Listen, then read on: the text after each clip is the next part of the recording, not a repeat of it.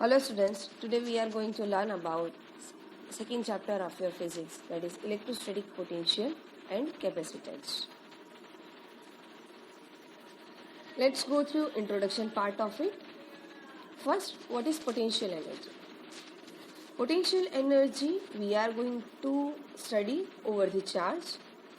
When external force is applied over the charge or a body, it moves from one point to another point, and that force is stored within that body.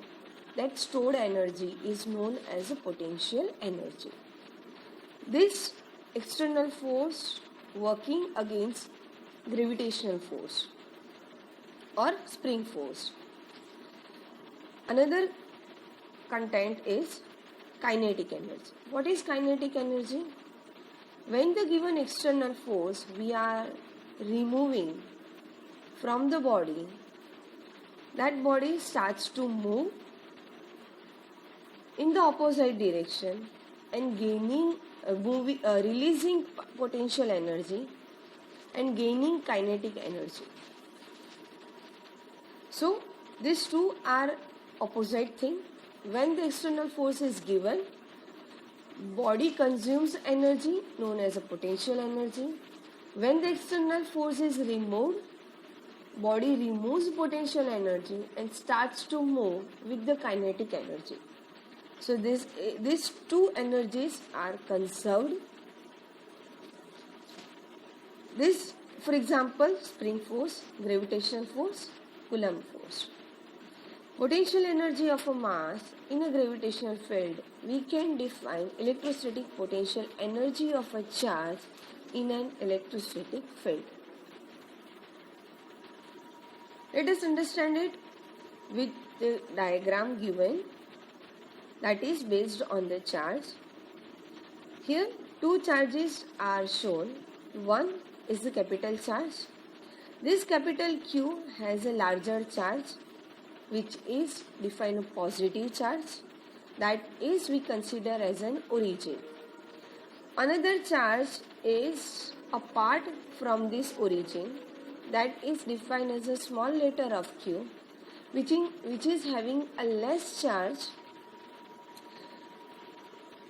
So less electric field is present around it. That Q, small q, is also considered a positive. So both charges are positive. One is having a higher charge, so higher electric field is present around it. Another has a lesser charge, so less electric field is present around it. But basically, what is electric field? Field is defined as a region covered around it. At the center point, energy is maximum. As the region is increases, the energy effect is reduces. The region around the charge within which effect of the energy is present, that is known as electric field. So, capital Q has a larger charge, more energy, more electric field is covered. Small q has a less charge, less energy, smaller region of the electric field is covered.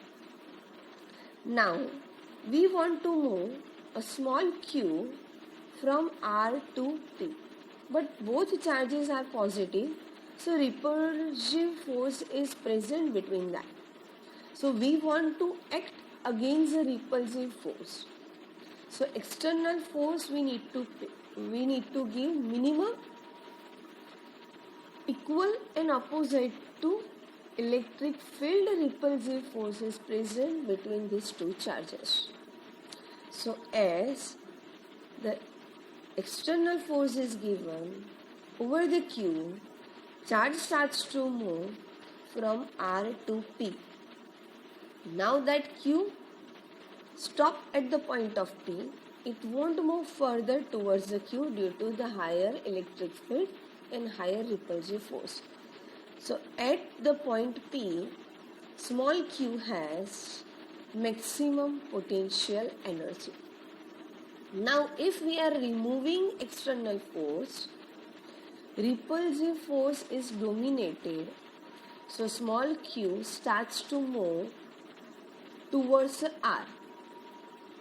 So we can say that now from the point P, small q release potential energy and gaining kinetic energy and moving towards the R.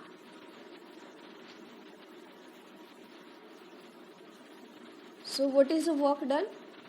When external force is given over the Q, it is moving from R to P against the repulsive force. That is work done. So that is from R to P, external force effect within that R distance, which is against the electric field. So that is shown as a negative.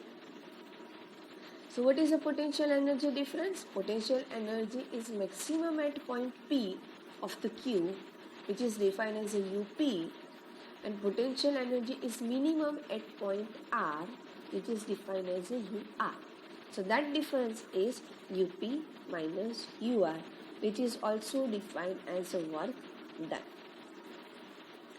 So work done by an electrostatic field in moving charge from one point to another depends only on initial point and final point, and it is independent of the path is to be chosen to move between these 2 points. Potential energy difference, that is a physical meaningful quantity work. Potential energy of a charge at a point is the work done by the external force in bringing the charge from infinity to the defined point. So today we are ending our session. I hope you have understood. Thank you.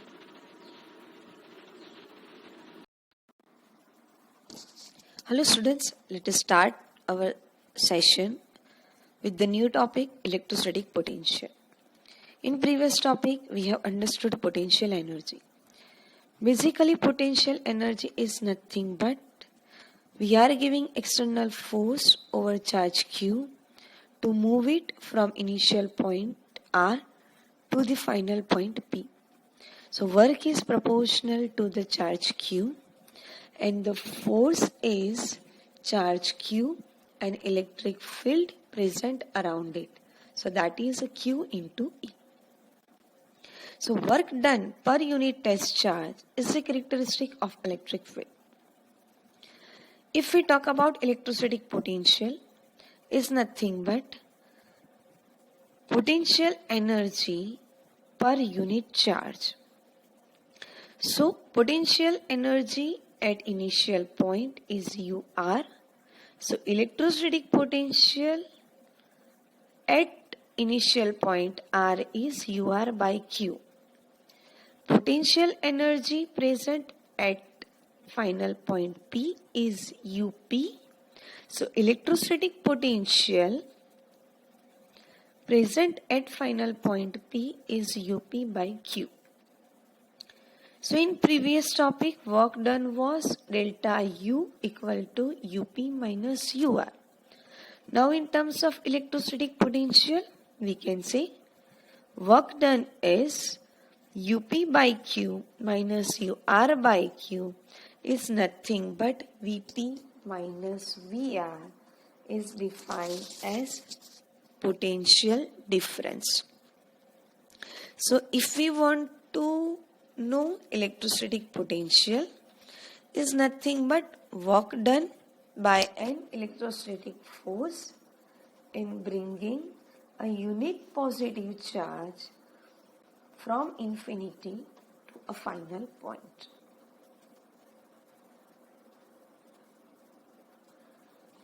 Now next topic is potential due to a point charge. Let us consider a positive charge Q present at origin.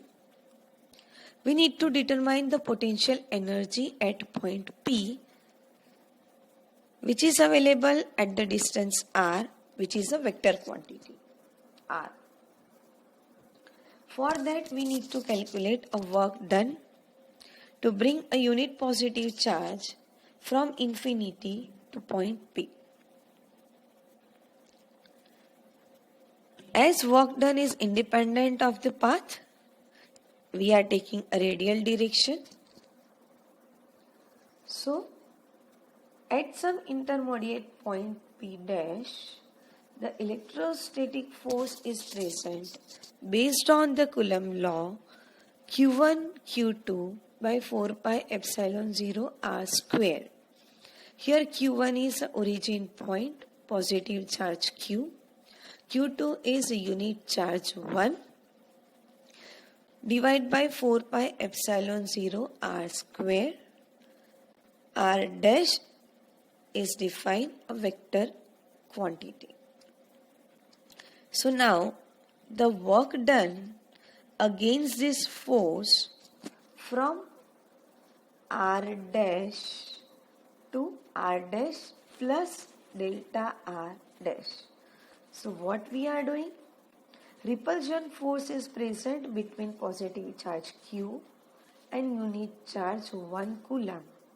Against that repulsion force, we are giving external force over a unit charge to move it towards a P. Right now we consider, based on the external force, unit charge can move up to delta R dash distance. So our work done is minus Q by 4 pi epsilon 0 r square into del R dash. Del R dash is negative because it is against a repulsion force. So now the total work done we consider from infinity to R by taking its integration minus Q by 4 pi epsilon 0 r square. By solving this we have Q by 4 pi epsilon 0 r. So that was the work done.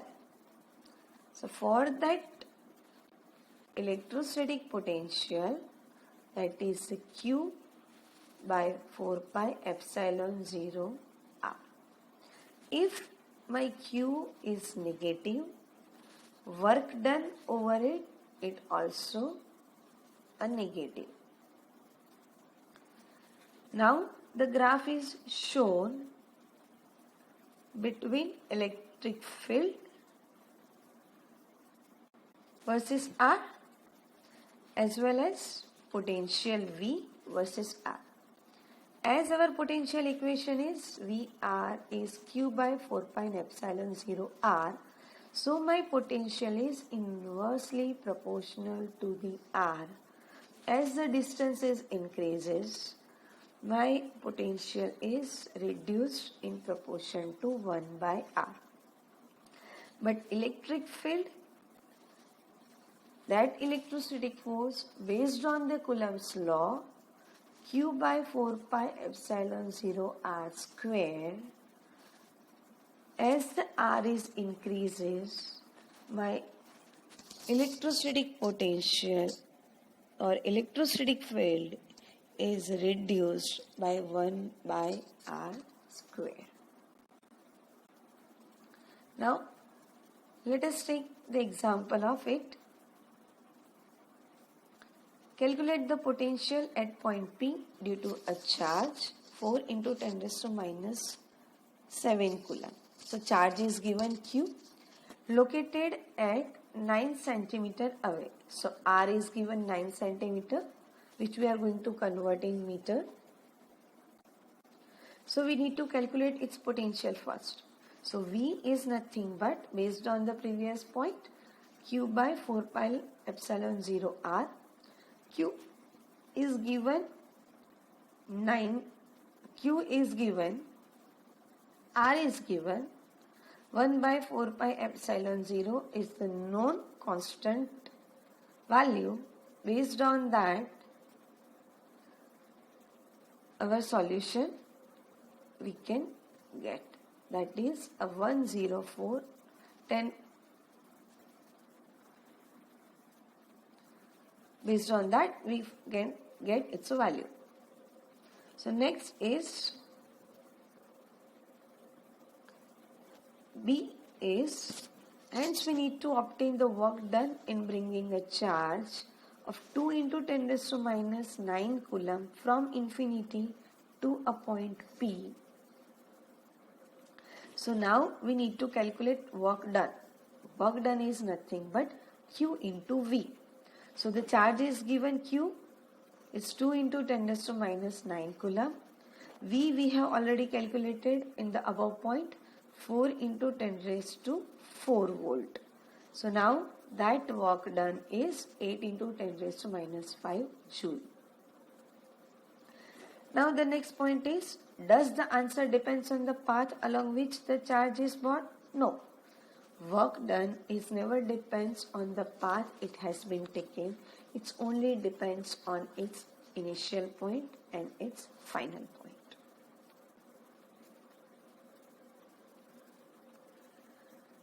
Now let us take a next topic, potential due to an electric dipole. Now we need to consider a dipole. Previous point was there, potential over a single charge. Now potential due to an electric dipole. Dipole, two polarities, positive as well as negative. So now we consider two charges. One charge is positive, one charge is negative, which are separated by a distance 2a as shown in the figure. So both are equal and with the opposite polarity. So the total charge at the origin, at the center of the dipole would be 0. Now dipole is characterized by a vector point P, which is away with the magnitude Q into 2a, and which points in the direction from minus Q to Q.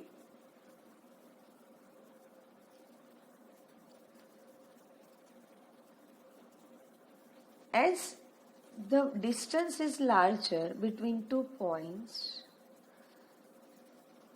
electrostatic potential, instead of it reduced by 1 by r square factor as we have discussed in previous point by the graph and the equation of the Coulomb's law, at the longer distance that electric field is reduced by a factor of 1 by r cube. So now dipole is there, two charges are there. We want to find out its electrostatic potential. So what we need to do? We are using superposition theorem. Superposition theorem says that consider one charge at a time, calculate its potential, and then combine its total potential value. So what we need to do? We are going to calculate a potential at point Q, which is a positive, which is apart at a distance r1 from the P. So that my potential is V equal to 1 by 4 pi epsilon 0 Q by r1. Now if we consider another charge minus Q, so its potential would be 1 by 4 pi epsilon 0 1 by r2, which is a negative because my charge is negative. So as minus Q is apart as r2 distance from the P, so my potential would be V equal to 1 by 4 pi epsilon 0 minus Q by R2. So two individual potentials, we are going to combine algebraic sum of this. We have the final equation of the potential 1 by 4 pi epsilon 0 q by r1 minus q by r2. Now whatever the triangle is generated, we consider at the origin theta, the angle is present between r, which is a distance from P to the origin center point of the dipole, and based on the geometry and use the cosine rule, consider right now theta is not 90 degree. So based on that cosine law, we have the R1 and R2 equations. R1 square is nothing but a square plus R square minus 2ar cos theta. R2 square is nothing but a square plus R square plus 2ar cos theta, which is a rule of the cosine. Now we consider is R is very higher than A. So we are going to reduce the above equations with the first order only, and that's why R1 square is R square into 1 minus 2ar cos theta by R, and R2 square is nothing but R square into 1 plus 2a cos theta by R. Now what we want? We want to put the value of R1 and R2 in our total potential equation V. So we need to find out the value 1 by R1 and 1 by R2. For that we are using binomial theorem, and based on that the equation we can directly use it over here with the first order only. 1 by R1 is 1 by R, 1 plus a by R cos theta, and 1 by R2 is 1 by R, 1 minus a by R cos theta. Substitute the value of 1 by R1 and 1 by R2 in the potential V equation. So this V equation can be rewrite like V equals to Q by 4 pi epsilon 0 2a cos theta by R square. Now 2aq, which is a constant, it is replaced by P. So that equation is rewrite in terms of P cos theta by 4 pi epsilon 0 R square. That P cos theta can be defined with the vector quantity P R caret. So the electric potential of a dipole is 1 by 4 pi epsilon 0 P into R caret by R square. Now if we consider theta is 0 or pi, so what will happen? If my theta is 0, then my potential V is 1 by 4 pi epsilon 0 P by R square, and if my theta is pi, so cos pi is minus 1, so potential V is minus 1 by 4 pi epsilon 0 P by R square. From this equation, two important features we can conclude is, first one, the potential due to a dipole depends not just on the R but also the angle between the position vector R and the dipole moment P. The second conclusion is the electric field falls off at the larger distance, not in the proportion of 1 by r square, but in the proportion of 1 by r cube. So accordingly, the potential falls off at the larger distance as 1 by r square, but not in terms of 1 by r. I hope you all clear about it. Thank you.